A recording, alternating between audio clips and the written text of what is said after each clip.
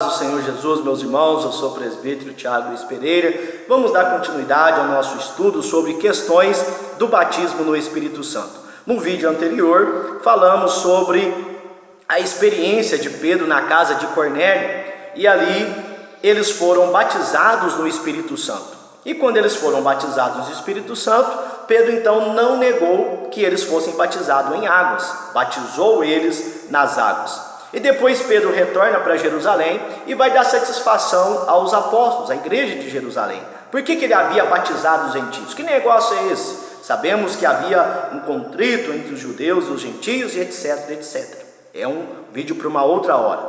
Mas nós percebemos que Pedro, em Atos capítulo 11, no versículo de 15 a 17, ele vai assemelhar a experiência em Atos 10 com a mesma experiência que eles tiveram em Atos 2. O próprio Pedro, o apóstolo, não são palavras minhas, é ele mesmo, leia na sua casa.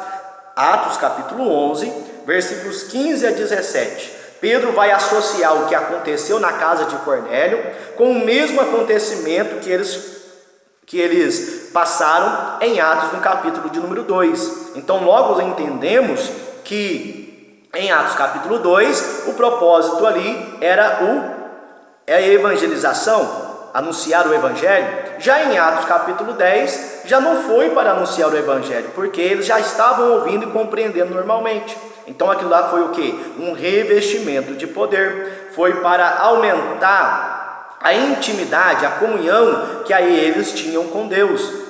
E perceba, meus irmãos, agora, nós vamos entender agora nesse vídeo, que o falar em línguas pode ser sim usado como uma ferramenta espiritual para a evangelização, um missionário que vai a outros povos para pregar o Evangelho, e ali Deus usa ele no dom de línguas para poder falar do Evangelho. Mas o falar em línguas também tem o propósito da edificação espiritual. Então muitos vão dizer, hoje não tem motivo para a gente ficar falando em línguas, porque línguas é para evangelização. Não, línguas são para a edificação espiritual. 1 Coríntios capítulo 14, eu vou te dar aqui alguns versículos para você entender o propósito das línguas.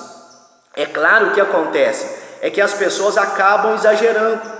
As pessoas fazem mau uso dos dons espirituais, principalmente o dom de línguas. E Paulo vai corrigir isso na sua primeira carta aos Coríntios, do capítulo 12 e no capítulo 14. Mas especificamente no capítulo de número 14. Então no capítulo de número 14, Paulo não está anulando o dom de línguas, mas ele está trazendo orientações na regulamentação desse dom. Então por que uma igreja, quando se ajuntar, devia ter língua, sendo que ali todos já estão salvos? Todos ali já estão numa mesma fé, numa mesma comunhão. Por que deve haver línguas estranhas dentro de um ambiente como aquele? Então Paulo vai explicar. Então anote, leia, raciocine, interprete, não tirando o texto do contexto, mas analisando todo o contexto. Então eu vou deixar também anotado aí no meu blog, na descrição do vídeo. Olha aí, 1 Coríntios capítulo 14. Eu vou destacar algumas falas de Paulo sobre línguas estranhas como edificação espiritual. Versículo 2: porque o que fala em língua estranha não fala aos homens, senão a Deus, porque ninguém o entende, e em espírito fala de mistérios. Então, línguas estranhas podem ser compreendidas por outras pessoas, no caso na evangelização, mas línguas estranhas também é como edificação espiritual. Então a pessoa não fala a homens, mas fala diretamente a Deus, e ninguém o entende, porque no seu espírito fala em mistérios. Então línguas estranhas como mistério. Versículo de número 4: o que fala em língua estranha edifica a si mesmo. Então eu tenho que falar em língua. Se eu sou batizado no Espírito Santo, eu tenho que exercitar o falar em línguas, porque eu estou edificando a mim mesmo. E ora, se eu falar em línguas edifica a mim mesmo, como você pode menosprezar o batismo com o Espírito Santo? Como você pode menosprezar? Eu não preciso falar em língua. Você não quer ser mais edificado na sua comunhão, na sua intimidade, no seu espírito? Então é necessário você ser batizado com o Espírito Santo. O versículo de número 5: e eu quero que todos vós faleis em línguas estranhas, mas muito mais que profetizeis, porque o que profetiza é maior do que o que fala em línguas estranhas, a não ser que também interprete, para que a igreja receba a edificação. Então muita gente quer desqualificar as línguas, dizendo: não, o importante é profetizar, o importante é que a igreja compreenda a profecia, né? Sim, é bom profetizar, é maior no sentido de ter mais aproveitamento, mas Paulo está dizendo: olha, eu quero que todos vós faleis em línguas estranhas. Então perceba, não vamos tirar o texto dentro do contexto, vamos entender ele completamente. Versículo de número 13 de 1 Coríntios 14: pelo que o que fala em língua estranha, ore para que possa interpretar. Então a pessoa que fala em línguas estranhas, ela pode buscar o dom de Deus para interpretar as línguas que ela fala. Mas nós vamos perceber que nem toda língua estranha, ela tem uma interpretação. Ela tem interpretação quando ela vem carregada com uma mensagem de Deus, entende? Então Paulo está dizendo que o que fala em língua estranha, ou seja, é um exercício espiritual, de fato, existe, é verdadeiro. Versículo de número 14: porque se eu orar em língua estranha, o meu espírito ora bem, mas o meu entendimento fica sem fruto.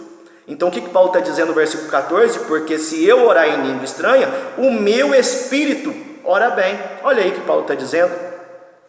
Vamos também para versículo de número 26, 1 Coríntios 14, 26. Olha que interessante: que fareis, pois, irmãos, quando vos ajuntais, cada um de vós tem salmo, tem doutrina, tem revelação, tem língua, tem interpretação, faça tudo para a edificação.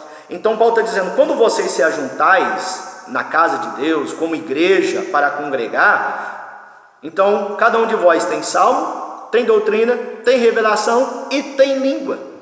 As línguas estranhas fazem parte também na adoração a Deus. Mas Paulo está recomendando aqui que as línguas estranhas na adoração a Deus é na edificação espiritual do crente com Deus. Então, por isso que Paulo vai dizer: não adianta eu vir na igreja aqui para falar em línguas estranhas e vocês não compreenderem nada, porque no culto a edificação deve ser geral, deve ser da igreja, não de uma pessoa só. Então Paulo diz: eu prefiro falar 5 palavras do meu próprio entendimento do que vir falar com vocês em muitas línguas estranhas. Mas Paulo está ornamentando aqui as instruções, dizendo que a língua estranha é como edificação espiritual, o Espírito ora bem e faz parte da adoração do crente para com Deus. Olha o versículo de número também, de número 39, para nós encerrarmos esse vídeo, para não ficar muito extenso.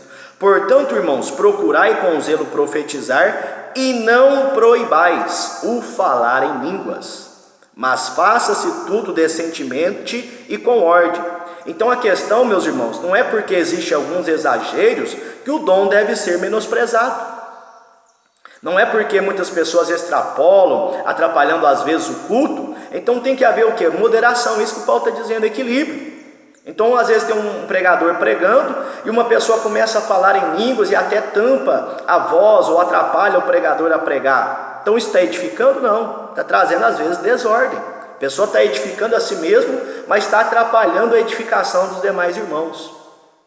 Agora, o falar em línguas é para a edificação espiritual. Então falar em línguas estranhas tem como propósito evangelístico, sim. Deus pode usar desse recurso, como já ouvi alguns testemunhos de pessoas que chegaram em outras nações e com o dom sobrenatural de falar em línguas estranhas, logo ali aquelas pessoas compreenderam, entenderam através do poder do Espírito. Mas também falar em línguas estranhas é para a edificação espiritual. E tem línguas, como diz aqui, ninguém entende. O seu espírito fala com Deus e são mistérios. Então, se você caso ficou alguma dúvida, volte, assista esse vídeo e também vá ao nosso blog, que lá tem as referências a respeito de tudo quanto falamos neste momento. Vamos para o próximo vídeo, que Deus em Cristo te abençoe, em nome de Jesus.